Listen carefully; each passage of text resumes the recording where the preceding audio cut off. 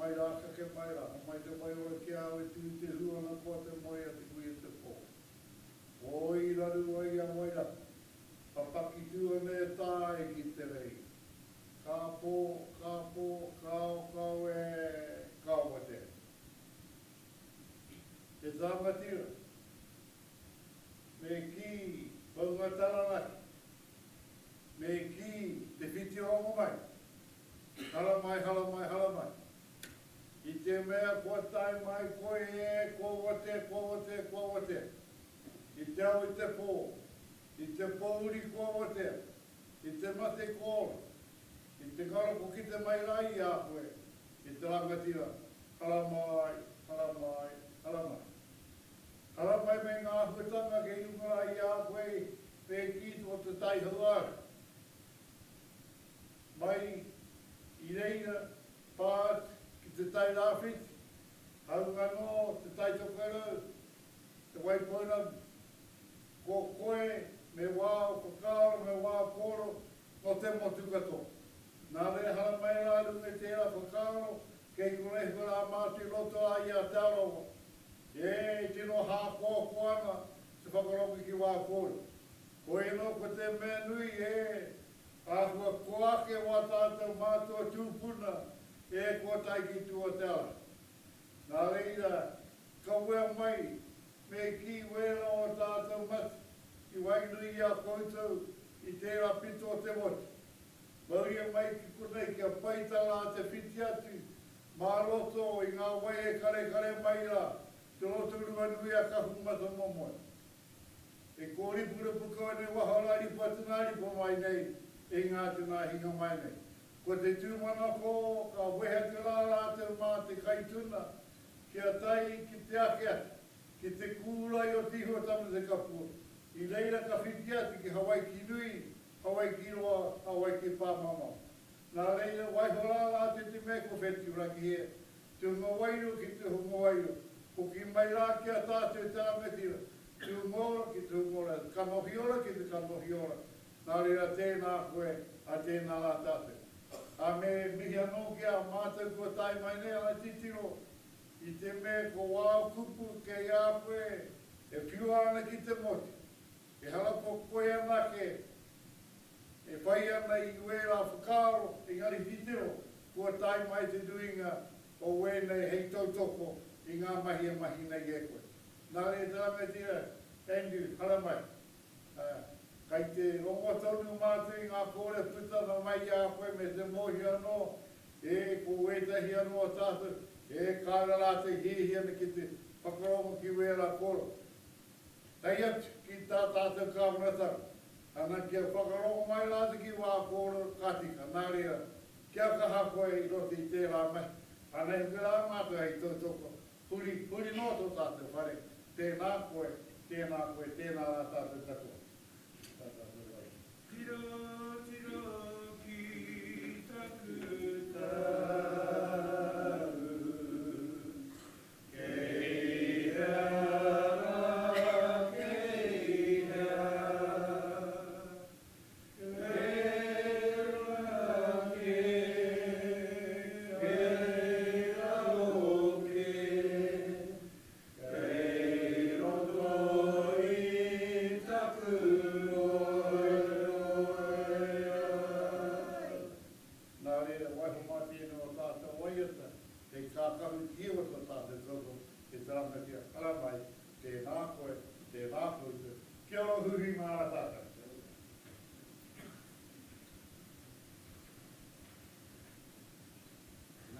Tēnā koutou katoa. Ko pukaha ka maonga. Ko rumahanga ka awa. Tēnā mutu ka kāna mutu. Ko Andrew Judd ka kūmua.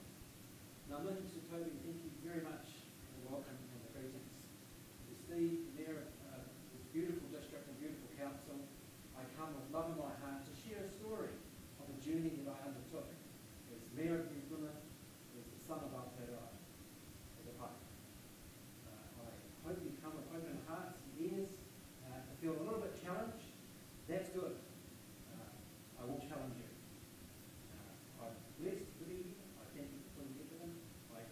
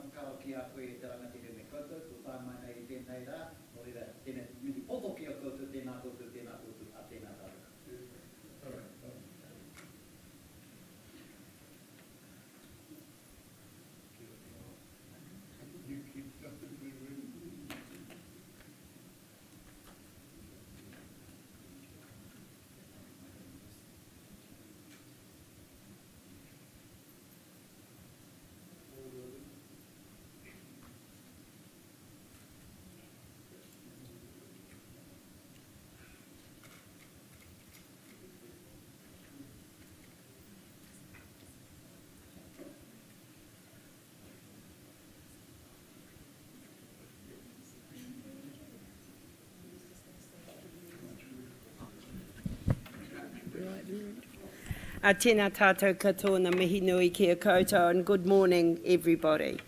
And it is a great privilege to invite a previous mayor, Andrew, who believed in your values and believed in your principles and lost round one. But you haven't lost anything, because you're now available to us all in Aotearoa to listen to the story of how we can develop real, meaningful partnerships with iwi. And you're being listened to. I just want you to know that. And it's lovely that you've come here. Andrew offered us help on our journey with the development of Te Tātou o Te Arawa. But it was right that we did it our way. And we did. And it's lovely to have Sir Toby and Te Taru here today, as well as all of our staff who had to watch our journey, and also our executive who supported us with the tools we needed as politicians to end up where we are today. So it's a thrill for me to invite you here. And can I assure you that now at Te Maruata in local government New Zealand, there is a great conversation being had, and we were very central to that at the local government conference this year, about how can we develop real, enduring, sustaining partnerships with iwi. And other mayors are saying, how can we go about it? So I know you're going to be challenging, and you know we can still learn on our journey. But I hope you felt this morning when you came in here, I was very worried when I got here at 2:15 and saw about 6 of us, and I am so thrilled that we're all here. I know you're an inspirational speaker. I know you're on a life journey now, and we wish you well, and we want you to know that Te Arawa and Rotorua is with you on that journey, because we are certainly the beneficiaries of our partnership with Te Arawa. So it's with pleasure I introduce Andrew to you all today, and we'll just let it begin, and I hope we have a little bit of time at the end for questions. Yeah, absolutely. Thank you. Thank you. So we'll come up.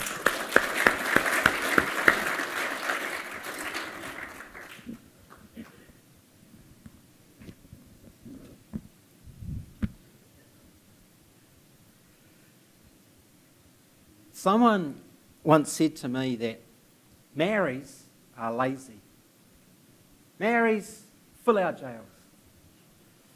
The Maori elite wrought the system for their own benefit, and the rest just want social welfare handouts. Maoris are tribal by nature. That's why they're in gangs. Maoris are lucky. Lucky they got saved by the English. And the Maori language is all but dead. Can't use it anywhere else anyway. And I'm sick and tired of hearing about the past. They've got to get over it and move on. In any case, we're all one now. Do you know who said that to me? I said that to me. My name is Andrew Judd, and I am a recovering racist. Now, you might be sitting there thinking, is he somehow inferring that I'm racist? You know, if I stood here today and said I'm a recovering alcoholic, would I be implying you've got a drinking problem? I don't know what's in your heart, in your mind, and your thoughts. I know what was in mine. And I've come to share a journey that I went on, not only as the Mayor of New Plymouth, but as a husband, father, a brother, a son, the quintessential Kiwi. A journey that challenged me to the core of my DNA. 2013, I ran for the mayoralty.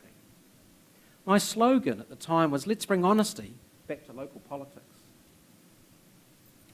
It was a narrative of a council that was overspending, needs versus wants. Financial, we were on a wrong direction. I mean, little did I think honesty in local politics would challenge me in a way that I could never have dreamed about.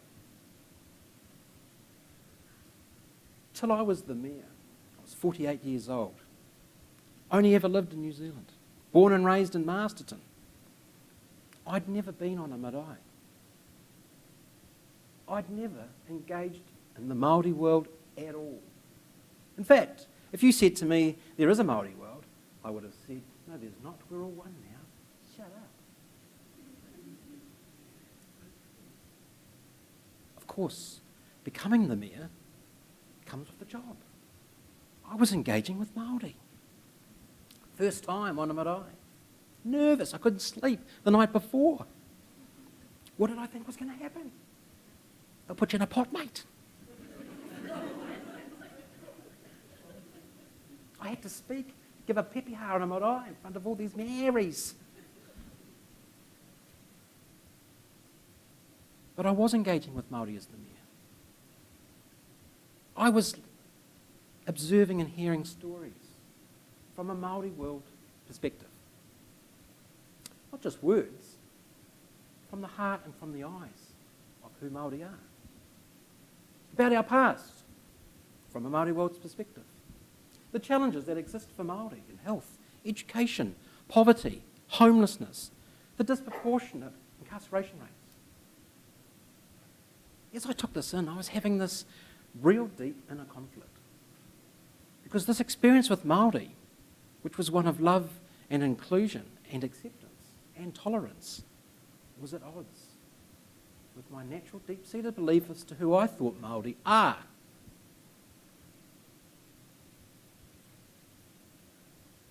Why was this like? Why was I like this? What was ripping me apart? Why didn't I know about our history? I mean, I'm the mayor of New Plymouth. I'd done 2 terms as a councillor, been in New Plymouth for 25 years. I didn't even know about parihaka. I didn't know about the land wars. In any of my campaigning or time in public office in the council, not one question from, let alone the media or colleagues or the community, about Māori. I wouldn't have even thought. We had a komiti Māori. I never went to one of them. What's that about? I remember sitting next to a councillor and saying, what's the difference between hapu and iwi? I tell people I've never been on marae. A lot of people say, me either. How do you do that? Wouldn't know. Got no idea. Why don't we know? Well, let's be honest. In mainstream New Zealand, we don't talk about our past. Not in any mature sort of way. We don't teach it. We pretty much demand that Maoris get over it. I was in conflict. I had this inner conflict. It wasn't matching. I decided to challenge the biggest, most ignorant, racist of all, me. Went on a journey of challenging myself. You know, in council, we'd get recommendations, and you know, so I guess every council's perhaps slightly different, but at the back of the recommendations, there'd be the tick list. You know, finance policy, yes. Long-term, yes. Has it addressed the cultural needs? Yes. Question might get asked, how did we engage to get the tick? Oh, we sent a letter. Did you hear back? No, so it must be all sweet. I mean, I never thought anything of that.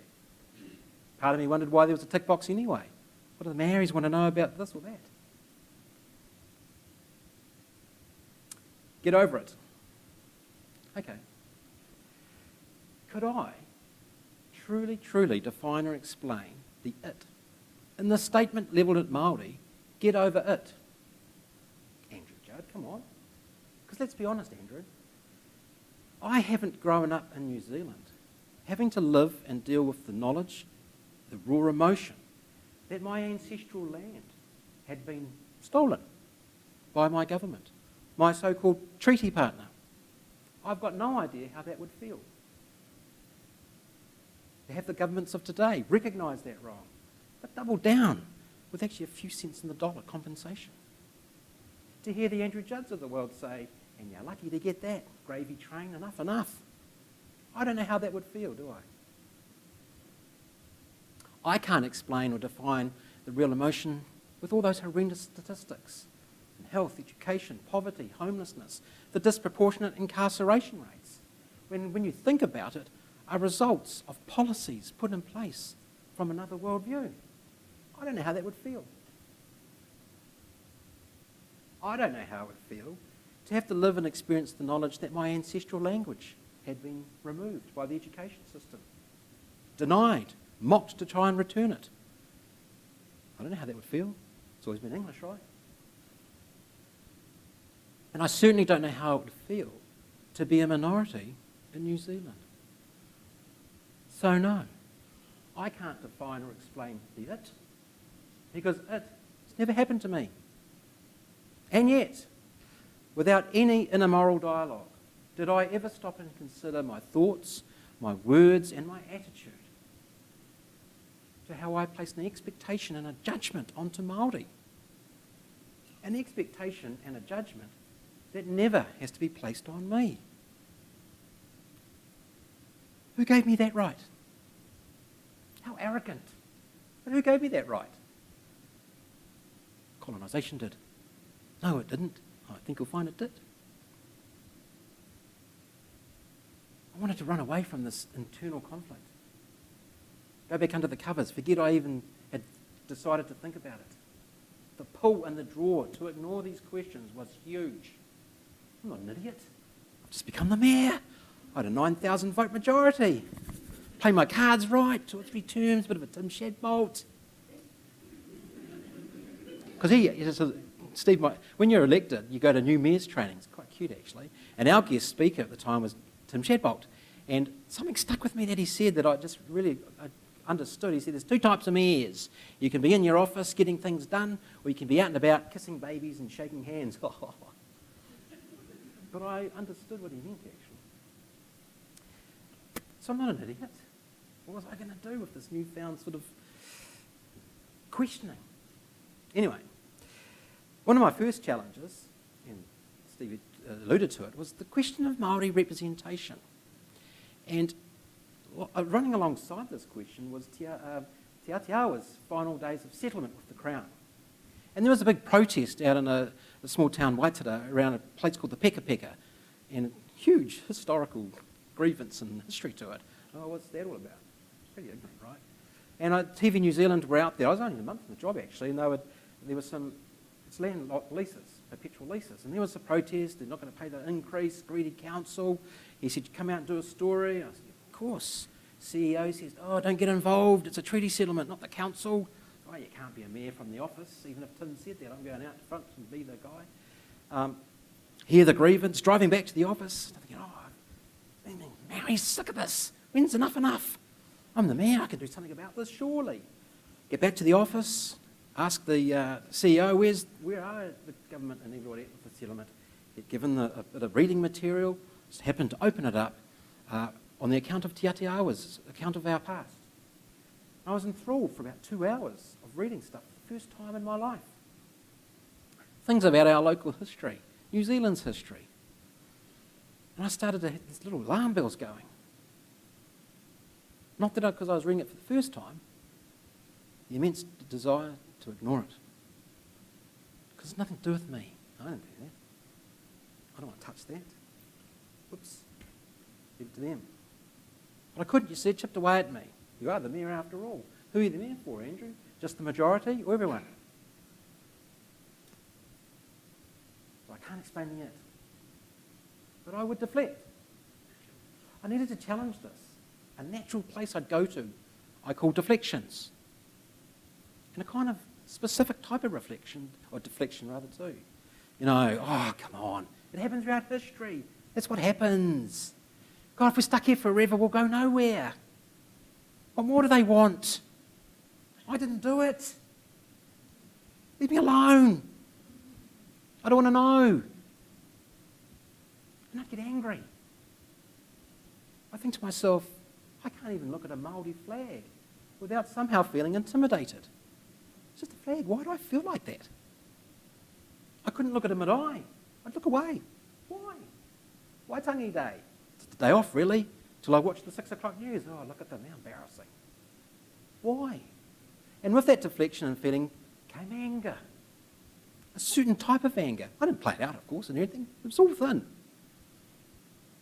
So I ask myself, if what I'm thinking and feeling is the truth, why do I feel like this? Truth sets you free, right? Shouldn't make me feel like this. Where is this feeling coming from? You're racist, Andrew. No, I'm not. I think you find you are. Because here's the thing, right? We can't truly, I would say, talk about racism in New Zealand in a mature way. Not really, can we? Look at the recent stuff going on. We fire up. We get defensive. We get polarised. Touches a nerve. What nerve though, Andrew? What is it in you that is being touched? Why are you scared? Why do you react like that? Because if you've not experienced racism, how do you know if you're being racist? How would I know?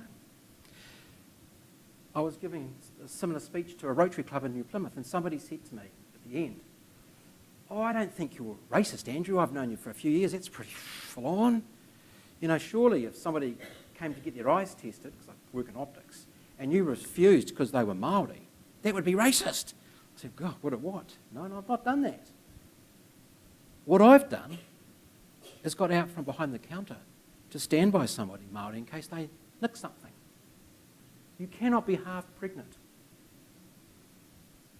I never considered that my unconscious body language and motions had an effect. It's degrees, right? It presents in so many ways that I'd never truly thought about. It was an unconscious attitude that I had. Maybe a look, maybe across the street, standing by somebody. I was playing it out without realising. A deflection I'd often say, well, at least we're not like Australia.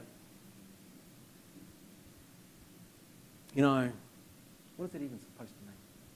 We're not like Australia. What am I saying? Well, you know, you're lucky, mate. You marry us. You know, we might not have been perfect, but hey, at least we're not like them.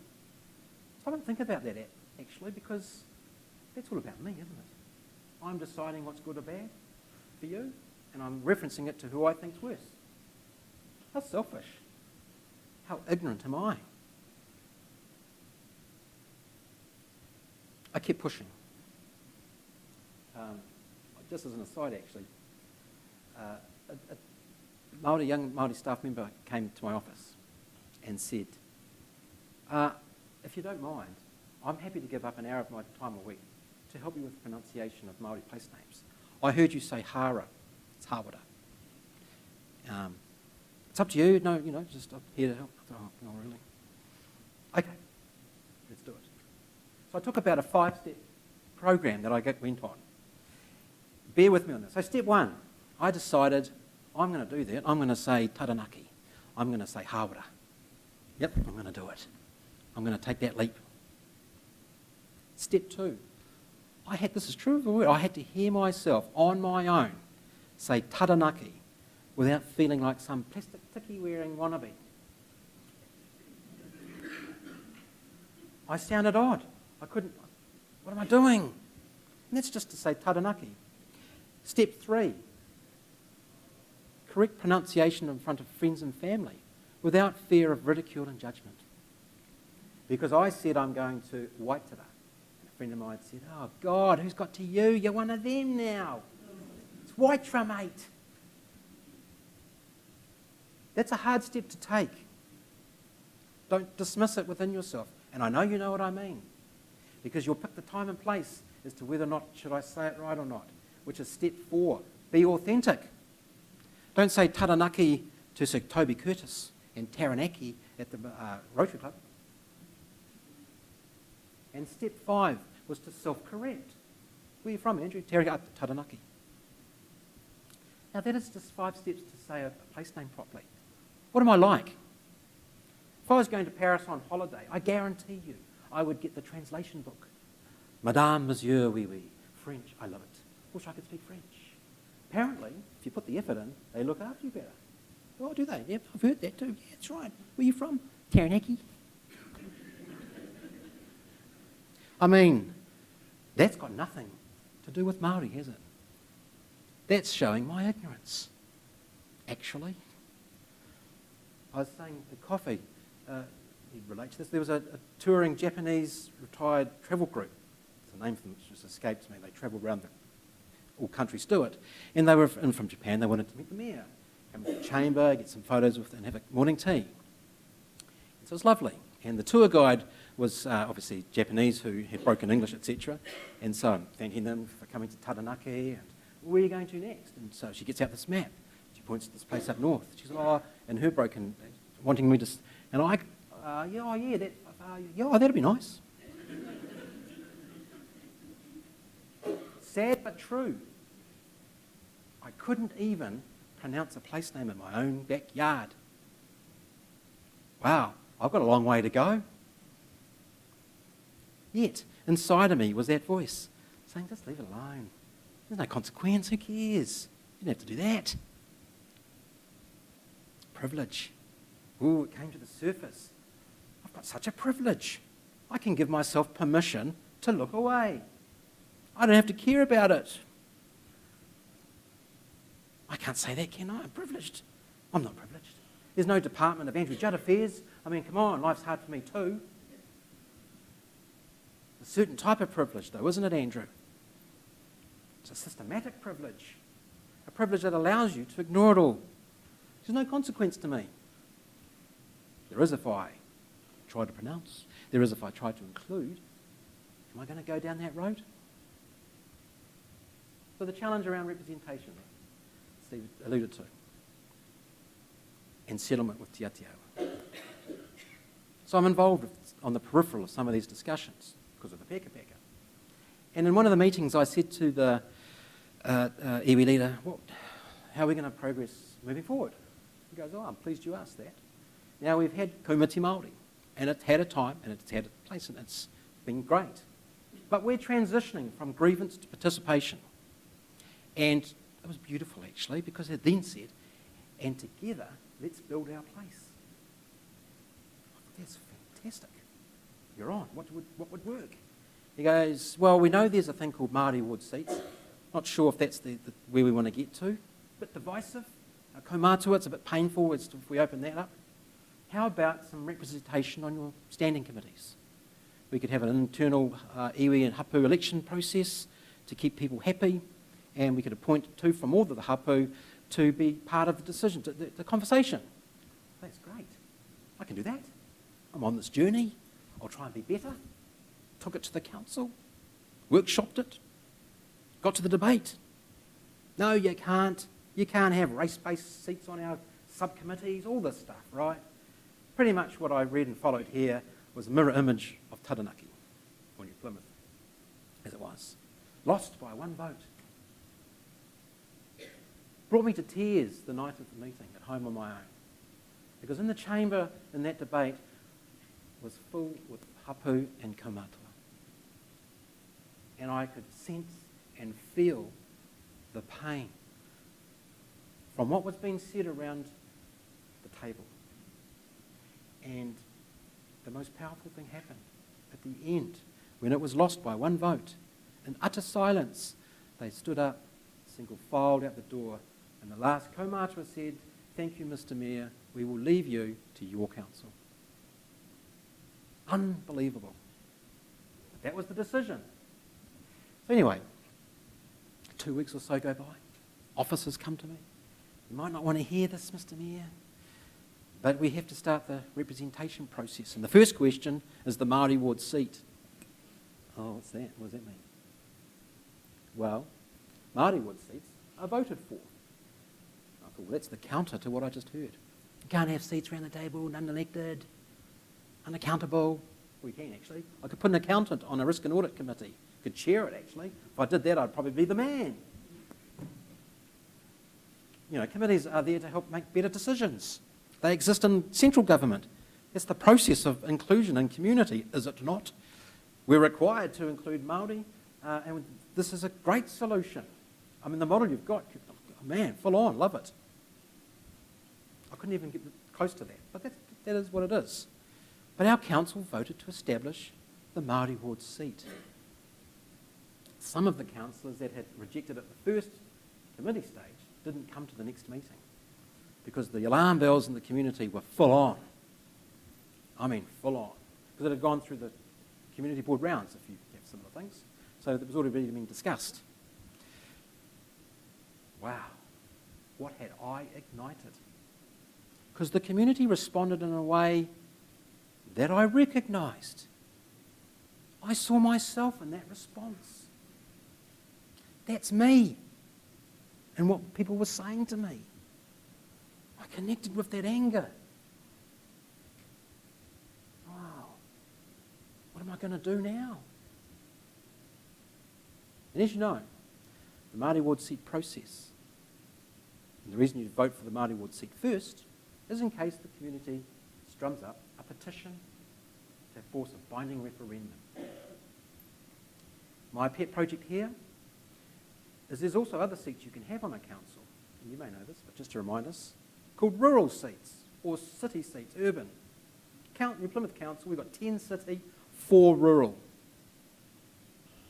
A Māori ward seat, same thing, just as we have Māori seats in Parliament, off the Maori electoral roll. It's representation. It's not race-based. It's treaty-based. The Act says so, not Andrew Judd. That's what it says. That's our obligation. But hey, I can't get mad at people that threw the stones. I don't even know the treaty. I didn't have a clue about the treaty. 9 years on council, not one workshop on the treaty. No understanding of the obligation, not only legally, but more importantly, now that I see this, morally. Only the Māori seat can be petitioned, not the rural seat or the urban seat. By law. And whether you think or don't think Māori ward seats on a council is or isn't the best solution, the fact that if a council decides to do it, only that seat can be petitioned, based only on the fact that somebody's Māori. Now, if that's not a clash of the political and human rights of Māori, I don't know what is. You cannot petition the rural seat, you cannot petition the city seat, just the Māori seat. Talk about load the gun for the populace. But it's modus operandi, right? That's how we roll. I know that. I'm Pākehā. I've had all those benefits, all those privileges of our system. Never taught a thing at school, never taught a thing going through local government. So anyway, this journey of self-reflection continues. Because as I'm experiencing all of this stuff in my community, I'm still challenging myself. You know, I would always land on this, what I call my get out of jail, having to think about it, free card. Don't blame me. I didn't do it. I didn't take the land. I didn't stop the language. I'm trying, got my 5-step program going on. It's not my fault. You know, till I realised, no, you didn't do that. What you've done, Andrew, is remain completely ignorant. And that ignorance drove an attitude. An attitude, when I thought about it, justifies what was done. But worse, an attitude that continues to colonise. We were driving from New Plymouth to Napier. My wife and our children, my son was playing in a football tournament. My wife is a registered nurse, and driving along at some point, she says, "Oh, can we turn the radio off? I'm doing some refresher te reo, and I'd like to practice." Oh, yeah. After, I don't know, probably only 5 minutes, felt like an hour, I said, "Can you stop already? I'm sick of listening to that. Can we put the radio back on?" I was colonising my children. So I went back in my life to think, what happened to me? Because actually nothing, I've not lost land, I've lost language, I'm not in those statistics, I'm not a minority in New Zealand. Why am I like this? What happened? I go back as far as I can think, and as you do. And I remember a time in Marston, and we were stopped at an intersection, and I said to my parents, that house has got sheets for curtains.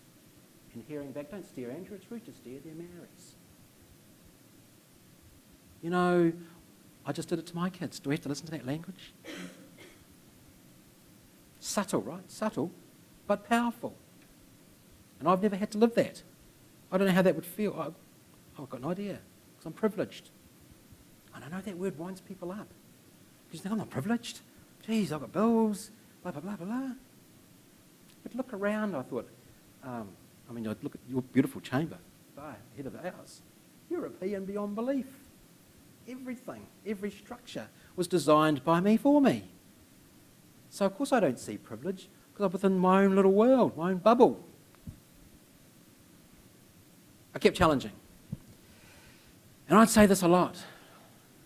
We're all one now in any case. Well, if we're all one, this was said to me and I love it, let's all be Maori. We're all one. Let's all be Maori. Well, I can't be Maori. I'm not Maori. But we're all one. Well, yeah, we're one citizen, one country and the laws. I'm not English. I can't go back there if I want to. I'm not Maori either. I'm a Pākehā New Zealander. Or whatever name you like to give yourself to feel safe. So what's my culture? You know, if Steve said, Andrew, you're in town, come round tonight. I've got a few friends from around the globe coming for dinner. Come dressed in your national costume. Well, what am I going to wear? Black singlet, black shorts, red band gumboots. But I'm not a farmer. All black jersey. But I mean, really, is that my culture? I mean, those are iconic things like Buzzy Bee's Tip Top ice cream and red band gumboots. Iconic products. The reality, though, Andrew, is what are my cultural values? What do I truly believe in? What would I stand for? What and who would I fall for? If I have this treaty, what have I ever done? Have I ever bothered? You know, we grab the haka, don't we? We grab Polfidi with visiting dignitaries. But I don't know how to do it, haka. I wouldn't have a clue what's been said at the Polfidi. But we're all one.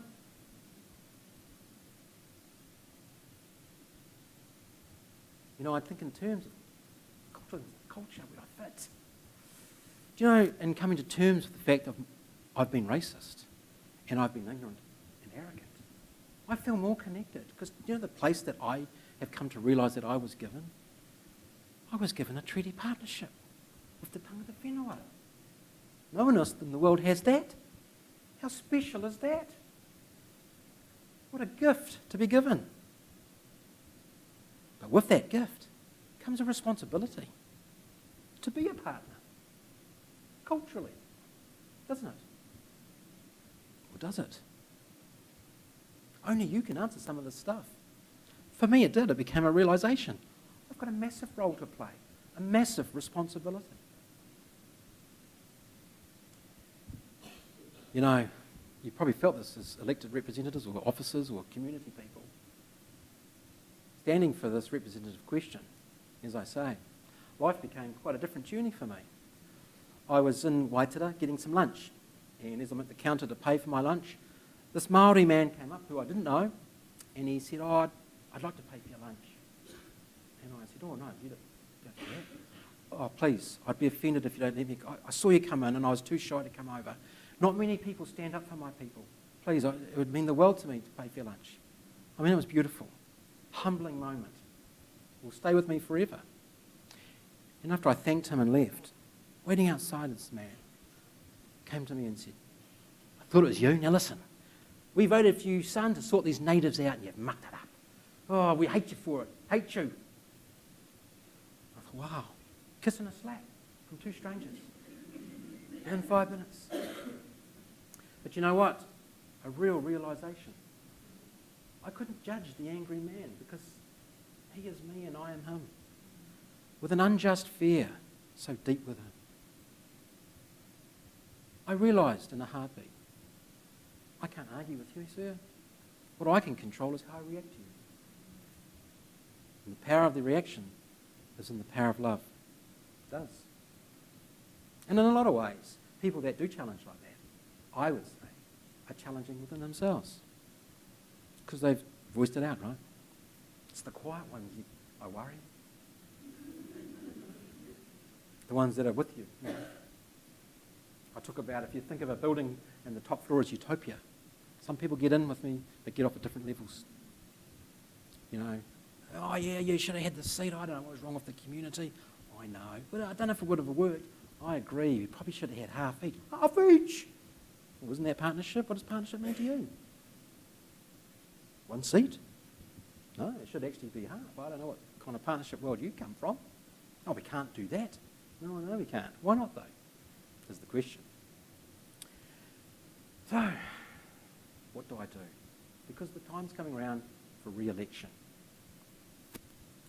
And sometimes in life, I think, you have to find a strength to stand up for what you believe. It may be just to say taranaki in front of your friends or your old school uncle. Sometimes, though, you need to find a different strength to know when to sit down. I couldn't become the bait for hate. I mean, the pledge people were already at me, which is, it is what it is. We would have stayed divided. I would have been making it about me.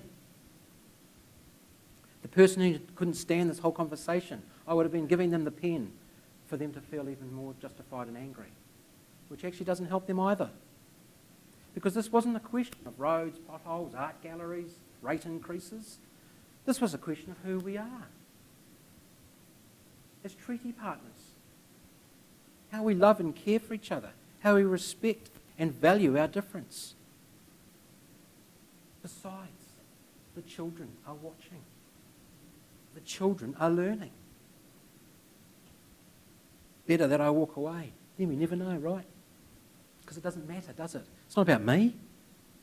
It's about all of us. In the whole country, actually. It's better to do it a different way. Take that politics heat out of it. One of the last things I did was a peace walk. We walked from the office of the Mayoralty to Parihaka over 3 days. I wore the chains. My councillors 2 times had been having meetings to have votes of no confidence in. Because of the heat on them. Right? They had this meeting. Don't join him for that walk. And I understand why they were worried. I understand. And Parihaka, if you haven't, well, you probably do, it's probably just me that didn't. Amazing. And the message from the prophets, te whiti o rongamai, tohu kakehi, he karoria ki te atua e rungarawa, he monarongo ki te whenua, he whakaro pai ki ngā tangata katoa. Glory to God on high. Peace and goodwill to all mankind, no matter who. And I'd bring up an image, please. The dearly departed Kua, Whero Bailey and myself, greeting us as we arrived into Parihaka. You know, after all the angst in our community, the rejection of a Maori seat, one seat, we were still welcomed with love and inclusion. Maori are a beautiful people with a strong, resilient culture and an example to us all. I don't talk on behalf or for Pākehā. I talk as Pākehā. And in all those horrendous statistics for Māori, in health, education, poverty, homelessness, the disproportionate incarceration rates, I say Pākehā are the problem. We always have been. Why? Every policy put in place in our country has been done so at the worldview and ideology of Pākehā, English system, whatever you want to call it. And who's in all that deprivation? Māori. Who gets the blame for being there? Māori. Pākehā are also the solution. My challenge to you today, doesn't matter what you think of me, or whether you even agree with me. What's important is what's in your heart. What have you asked of yourself? What effort have you made? What questions have you asked of yourself to be a treaty partner? Only you can answer that. I can't change you. You have to go on that journey for you. What kind of person are you? Because either way, it talks about who you are. Does it not?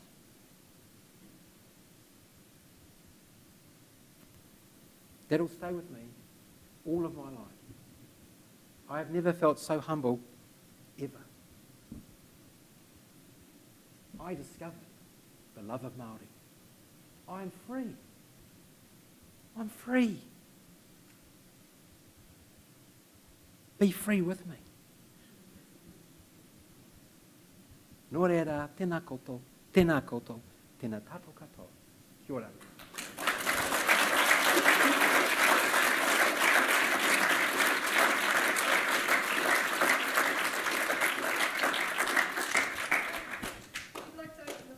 Questions? Yeah. Sure.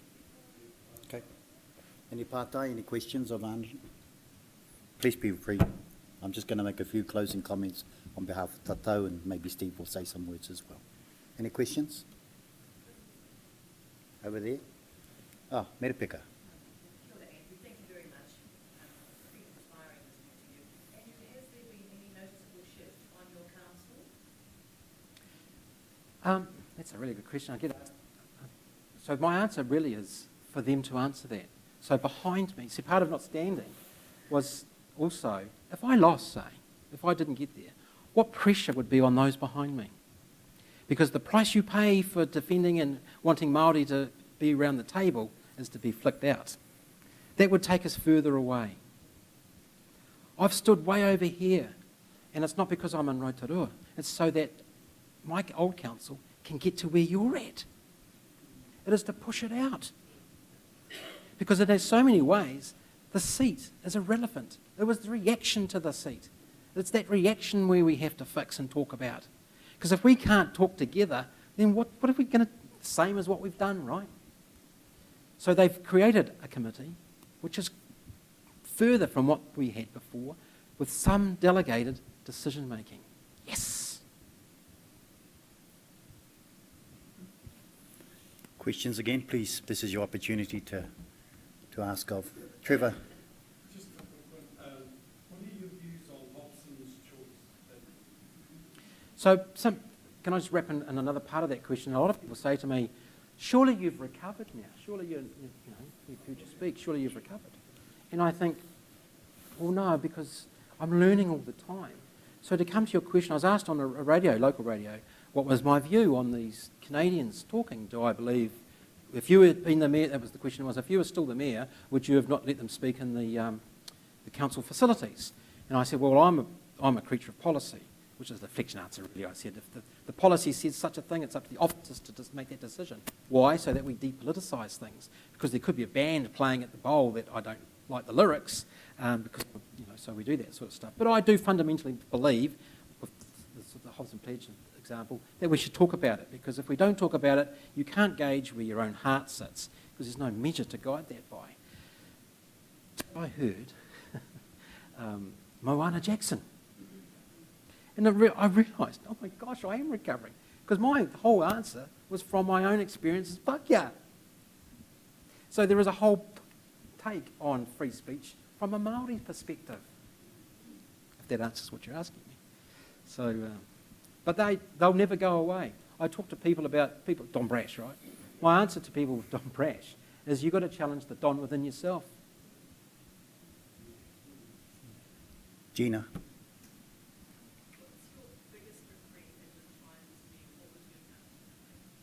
the time? I wish I'd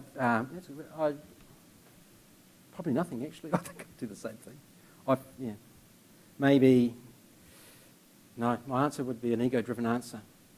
Because, look, and I speak for myself, to be a politician, to put yourself forward, you've got to have a certain degree of ego. It's true, right? Or self-belief.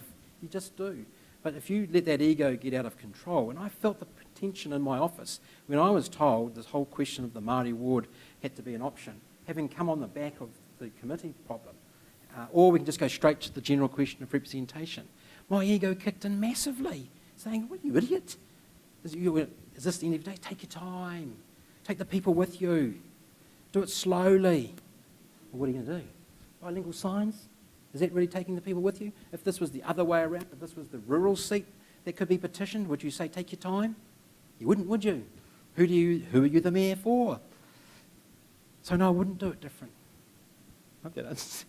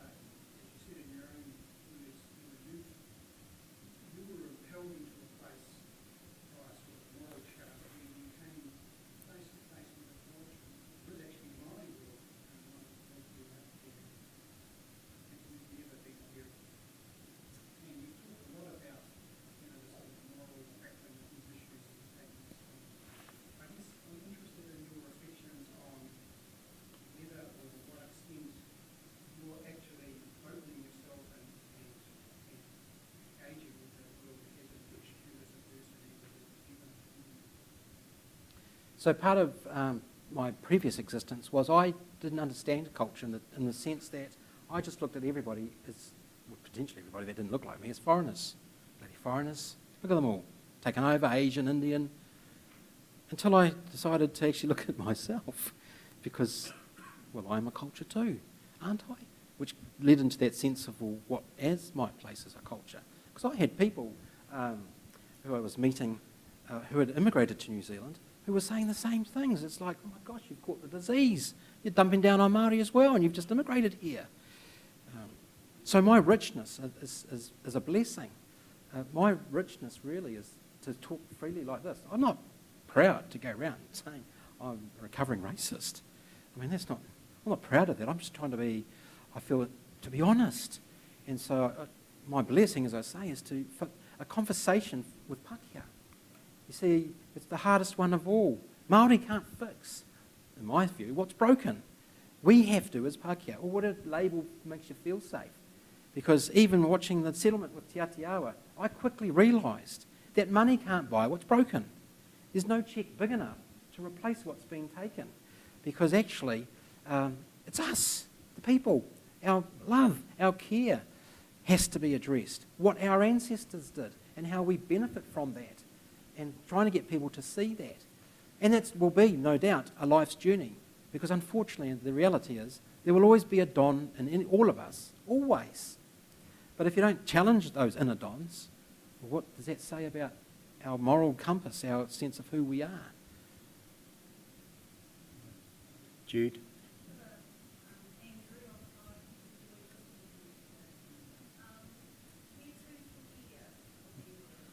Wow. I don't know. I feel like a leaf floating down a river and I just get hooked on certain things as I go along because I've got no plan. I don't know. I've done, I think, so 2 years coming up since I left the office of such 2 years into about that. I think I've done nearly 70 speeches around New Zealand with this and good challenges from people. I've got so many stories. One quick story. I'll tell you this, okay, if you don't mind. I was in Christchurch talking to a Baptist, and I'm picking on him particularly, but other than the Q&A, and this man got up and said, oh, yeah, thank you, oh, interesting, I don't know if I fully agree, but thank you for giving the time. But my question is, Wanganui, I hear that Tari lady. Now, she says, Wanganui or Whanganui. Now, if they don't know, how are we meant to know? And it's good silence, all his eyes on me, well, he can answer that one, eh? Gotcha. And the irony was, I'd just been speaking to a gentleman who rolled his R. And I said, if you think about it, you know, New Zealand's quite long and big, you know, there's lots of dialects, just as there is in English. You rolled the R, I wouldn't want to take that away or mock you for rolling your R. I don't know if I answered your question, I went on a tangent there. So what's for me, I just take what it comes. Yeah. Question at the back? No, you. Yeah, go quick.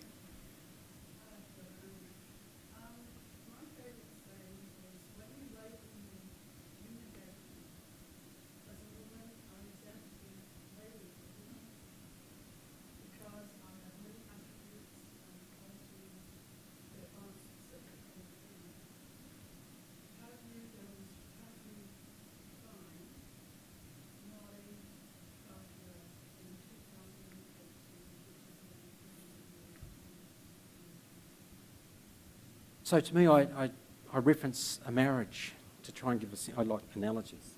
Excuse me. So I think to myself, I'm married. I have a marriage certificate. I don't go to that to check Article 7 or 8 or 9. Take the rubbish out. Sorry, I didn't agree to that. Because it's a relationship born, if you think about it actually, what a gift we were given to share the country. But it's got to go beyond that. So where are we today? In some ways, you're a living example of how to do it. And you should be very proud. But I would put the challenge, I'm sure there's some of us that have degrees on that, with that building called Utopia. Yeah, I've got to, because I've got to. Not because I want to. But like the marriage. I don't take the rubbish out because it's listed on my marriage certificate. I do that because I love my wife. I do it because I'm part of a relationship. I do it because it's a natural thing to want to do it together. And within that, like a marriage, two people bring different aspects to the relationship, whether it be the male, female, or whatever relationship it is. It's two views of a relationship. We have to find a way, and you do in a marriage, to respect and celebrate those differences, because it's the differences together that makes a strong family. And it's the differences together in a bicultural way that makes a strong country. People also say, oh, it's too late, we're multicultural, we're multicultural now. And I would say, well, how are we multicultural? What makes us multicultural? Just because different nationalities live here and there's a Chinese takeaway on the corner or an Indian shop doesn't make us multicultural, does it? Does it really? And how have we dealt with bicultural? That's a nice leap. So today, I think hearing Hobson's pledge stuff, as ugly and hard as that is, I say, more speech. Let's bring it out. Let's debate the Maori seats in government. Let's have the hard conversation. But let's do it together. Again?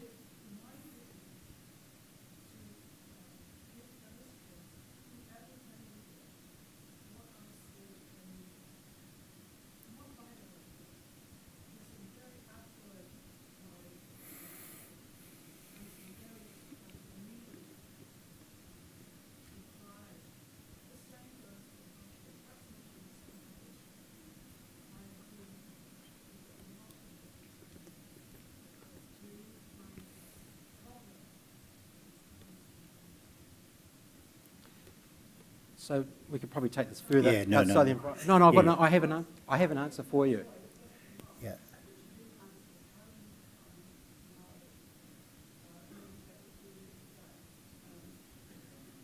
So I can't define Maori because I'm not Maori. I'm defining myself as a recovering racist. I've given you no label. That's for you to determine. And by the nature of the wall of your question, with all respect, it appears to be framed in a way that there is no answer. And sometimes we do that, which is so then that's for you that's for your journey. Yeah. Mm. Okay. But maybe Andrew, we might rest it there because the time is moving on. Unless there's one final question we can take, respect your views, but we need to move on. Any final questions? Okay. Andrew, you talked about marriage and your home. What's the home like now for you with your whānau as compared to what it was when you were not the recovering racist? So my wife would have a question very similar to that lady. Oh. It's a journey, it's hard. Yeah.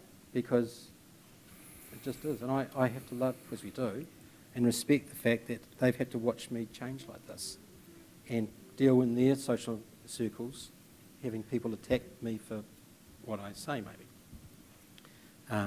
But I look at the longer picture that for my children, it's a lesson to try and decolonise, and for the marriage, it strengthens. I'm standing for what I believe. And so it's just a different issue that I'm standing that I believe in. You either love me because I stand for what I believe in, or it's that one, But, hey, my wife drops me off at the airport this morning and says, how much more of this are you going to do? Yeah. Kia ora. Kia ora no tātou. Mihi nui ki a koe āneru mō tō kōrero o te ngākau ki a mātou i tēnei rā. He rangatia tō tūturu, nō reira ngā mihi ki a koe. Just to say a few words on behalf of Tatau o Te Arawa, as the chair of Tatau, reflecting on the notions of partnership, I want to just congratulate you for sharing your journey of the heart. You know, in your journey of the heart, you're sharing your soul, your wairua, and in that wairua, you're connecting with your mind and you're expressing yourself out there and sharing it with all the people here. That takes courage.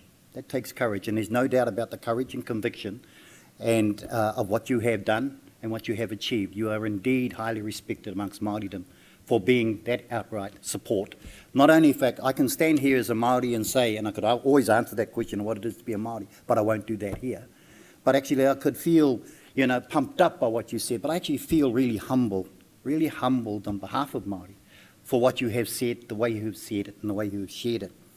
In the context of our partnership here in Te Arawa with the Council, it is a journey of the heart. It is a journey of the heart because you could easily just walk away and ignore it all and believe that things will sort itself out. Or you can step up front and you can do something about it. Here in Te Arawa, I'd like to think that our journey of the heart is one of conciliation rather than confrontation. And I think through that process that we will learn more about each other and learn about the tolerance of each other and learn about the fact that we're not just about ourselves, but we're always about our community, our people, our culture, our place. So I'm really, you know, this is the second time, I mean, Aniru and I and Willow Jean Prime spoke at the Waikato University about the notions of partnership 2 years ago, 2 or 3 years ago. Andrew, from his experience, he shared. Willow Jean, as a young Māori woman elected to the Northland District Council, that very peaceful place. And of course, here in Tatau, and expressing our views of the world. The whole thing was geared towards what can we do to better understand people, ourselves. Actually, it starts with ourselves, with how you feel as a person. And if someone were to say to me, what links you as a Māori, and I suppose I am answering it indirectly, or maybe directly, I link back through a whakapapa, through a genealogy, through a whole genealogy, not only of people, but the values and their aspirations they brought with them through time. And how that has manifested itself today in trying to stand tall and how we might share ourselves in the community in the hope that others can share themselves with us. So Andrew, you are very much a catalyst for that level of thinking. I'd like to think that my corridor is certainly shaped and enhanced by what you have said today, because it really is, and I think it is to be highly respected, a journey of the heart, a journey of the soul, and a journey of the mind. So from Te Tatau o Te Arawa, I really support you and thank you, as many of our people around the country do. You have put a challenge down. It's not for everybody. There'll always be challenges coming back. As you said, put it on the table and we can kōrero. Nō reira, ngā mihi nui ki a koe, a tēnā koe, tēnā koutou.